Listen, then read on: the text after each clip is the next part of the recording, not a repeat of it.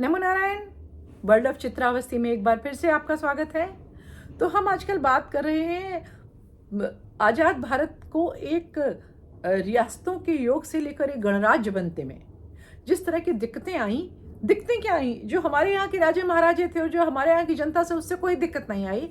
दिक्कतें आई कि एक ऐसा साझा समझौता, एक ऐसा साझा बंटवारा जिसको भारत ने मान लिया था, पाकिस्तान ने भी मान लिया था, उसके इम्प्लीमेंटेशन के लिए पाकिस्तान और ब्रिटेन दोनों मिलकर के किस तरह से प्रॉब्लम्स खड़ी करते थे। मतलब हम लोग एक कश्मीर को देख के परेशान है, अगर वो चल गई होती तो कश्मीर ही कश्मीर होते देश में। और तो बहुत से मुस्लिम रियासतों ने धार्मिक आधार पर पाकिस्तान में शामिल होने की सोची थी। वैसे तो भारत पाकिस्तान में किसके पास कोई राज्य जाएगा, उसके पीछे कोई एक सिद्धांत होना चाहिए था। अगर लाहौर हिंदू बहुल होने के बाद भी पाकिस्तान में चला गया था, तो हैदराबाद हो या उसके जैसे और भी हो, उनको चुपचाप भारत में शामिल हो जाना चाहिए था। और अगर हम लोग ज्योग्राफिकल लोकेशन की वजह से शामिल होते हैं, तो जूनागढ़ हैदराबाद जैसे स्टेट चुपचाप भारत का हिस्सा होना चाहिए थे। मतलब दोनों हाथ में लड्डू तो नहीं लिए जा सकते थे ना पाकिस्तान की ओर से। लेकिन इन जगहों पे पाकिस्तानी शह पर जो यहाँ के मुस्लिम शासक थे, क्योंकि पाकिस्तान तो इस्लामिक रिपब्लिक ऑफ इस्लाम था, तो वो उसमें शामिल होना अपना धर्म समझते थे और बार बार कोशिश करते थे। और उनके शासक कोई कोई झंझट कर रहे थे। तो जूनागढ़ का सनकी नवाब था, 400 पालतू कुत्ते पालता था, वो इतना सनकी था। 15 अगस्त 1947 को उसने घोषणा कर दी कि हाँ, मैं पाकिस्तान में शामिल हो रहा हूँ। डिप्लोमेसी और राजनीति दोनों ही क्षेत्रों में जो हमारे शासक थे, प्रशासक थे, जो हमारे उन जो सरमाएदार थे उस समय, उनका हाथ थोड़ा तंग था। सो मिस्टर वीपी मेनन ने तुरंत पाकिस्तानी हाई कमीशन को एक पत्र लिख दिया और पूछा, आप क्या चाहते हैं। मतलब अगर थोड़ा उनका इतना हाथ तंग नहीं होता तो जूनागढ़ के नवाब को पकड़ के 2 कंटाप लगाते और जेल में डाल देते। लेकिन ऐसा नहीं किया, उन्होंने तुरंत वहां पर एक पत्र लिखा, आप क्या चाहते हैं, जो बहुत ही अजीब विचार था ऐसा पत्र लिखना। तो वो कैसे सोच सकते थे कि पाकिस्तान से इतनी दूर एक हिंदू बहुल राज्य, जहाँ की जनसंख्या बाय लार्ज हिंदू ज्यादा है, वो रिपब्लिक ऑफ पाकिस्तान का हिस्सा बन जाए। फिर इसके बाद ब्रिटिशर्स यहाँ भी सीन में आ गए। सो माउंटबेटन साहब ने प्रस्ताव रखा। उन्होंने प्रस्ताव किया कि चलो इस मामले को हम लोग यूएन लेके चलें। यूएन हाल में ही बनी एक संस्था थी, यूएन लेके चला जाए और वहां पर मतलब एक तरह से इंटरनेशनल पंचायत की जाए।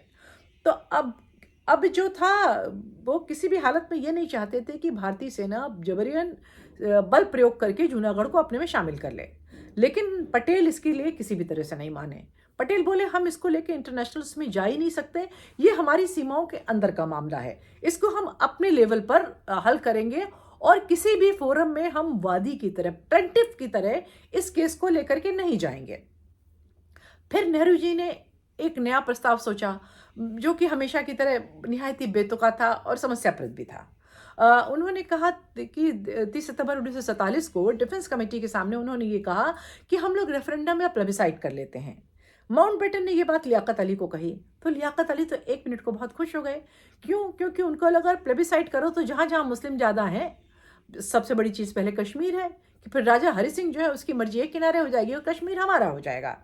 वो बहुत खुश हुए एक बार को तो। लेकिन इसके बाद फिर उन्होंने आगे इस चीज पर ज्यादा विचार नहीं किया, क्योंकि नेहरू जी का ख्याल था कि प्लेबिसाइट किया जाए, जनमत संग्रह किया जाए और जितनी भी विवादास्पद जगह हैं उन सब के लिए यही कर लिया जाए।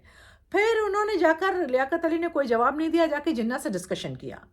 और लेकिन उनको एक डर ये था, अगर जनमत संग्रह होता तो लाहौर का क्या होगा। लाहौर वो छोड़ना नहीं चाहते थे। एक चीज देखिए, मैं पिछले वीडियोस में भी कह चुकी हूँ, जो हमने इसी सीरीज में बनाए हैं, कि पाकिस्तान जो था, पाकिस्तान के जो संभालने वाले थे, बनवाने वाले थे, उनको शुरू से दिमाग में क्लैरिटी थी। मतलब वो, उनको जूनागढ़ तो चाहिए था, उनको हैदराबाद तो चाहिए था, उनको कश्मीर तो चाहिए था, लेकिन उनको पाकिस्तान के बीच में लाहौर वो हिंदुओं को नहीं दे सकते थे, भारत को नहीं दे सकते थे। तो इसके बाद उन्होंने इस पर रिस्पॉन्ड किया बंद, क्योंकि उनको लगता था कि अगर हम उसको लाहौर को दे देंगे तो हमारे लिए बड़ी मुसीबत हो जाएगी। इधर भारतीय गृह मंत्री अपनी ही योजना पे चलते रहे और ऐसा लगा कि अब इसको गिरफ्तार करके अंदर कर लिया जाएगा। तो वो बेचारा जूनागढ़ का जो नवाब था, अपना लाव लश्कर लेके वो पाकिस्तान भाग गया। अब देखिए, उस समय जो थी सीमाएं इतनी नहीं थी और मतलब मजबूती से सील नहीं थी। एयर स्पेस की इतनी बात नहीं होती थी, जिसका जहाँ मन होता था वो चला जाता था। लगभग सन 50 तक यही चलता रहा। और इन लोगों का ये ख्याल था कि लाहौर तो हमको नहीं देना पड़ेगा और कश्मीर तो हम बल से छीन लेंगे। मतलब उस समय तक इनके दिमाग में भर चुका था कि एक जो है पाकिस्तानी सैनिक है वो 100 भारतीय सैनिकों के बराबर है, और ये जो है घास पत्ती खाने वाले हमारी क्या बराबरी करेंगे। और हाँ, वो जो है पंजाबी जो थे वहाँ हिंदुओं को कहते थे बनिए, ये बनिए हमसे क्या लड़ेंगे। वैसे बनिए भी लड़ना पड़े तो बहुत अच्छा लड़ लेते हैं, लेकिन फिर भी। और इसके बाद जब वो भागा वहाँ से, उसके बाद वहाँ पर वो ऐसा छोड़ के गया था, ऐसी स्थिति छोड़ के गया था कि वो निकला और उसके लोगों ने यहाँ भयंकर सांप्रदायिक दंगे शुरू कर दिए। मतलब आइडिया ये था कि नवाब साहब सुरक्षित निकल जाएं और यहाँ इतना ज़्यादा झगड़ा बढ़े कि यूएन और ब्रिटिशर्स हस्तक्षेप करें, और अंततः ये माना जाए कि यहाँ की जनता जो है वो पाकिस्तान की तरह साथ रहना चाहती है। लेकिन फिर सिटी के एडमिनिस्ट्रेशन की बिहेस्ट पे भारत सरकार ने एक सैन्य टुकड़ी वहाँ भेजी, और इस तरह से वो सारा इलाका भारत के अधीन हो गया।